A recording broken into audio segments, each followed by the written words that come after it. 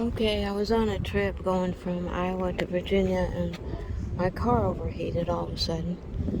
And I thought it was a head gasket, but had somebody look at it, and they said my belt is frayed.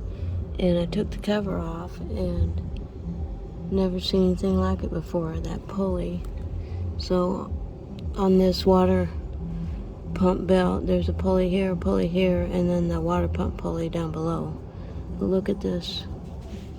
I don't know if you can see that, but this pulley is destroyed.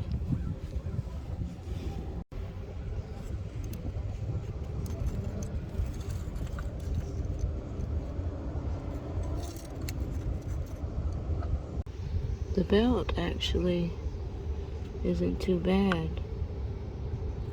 Okay, a friend helped me. It's just a pulley, and I got it at AutoZone, and there's the part number.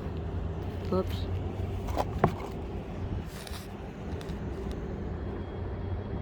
Okay, I got the new pulley on, and I got this right here, and I got the nut started for the bolt.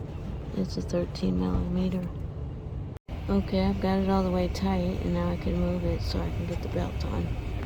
Okay, I did double check the water pump pulley down below these two, and it was spinning fine. It was tight, so I hope this works.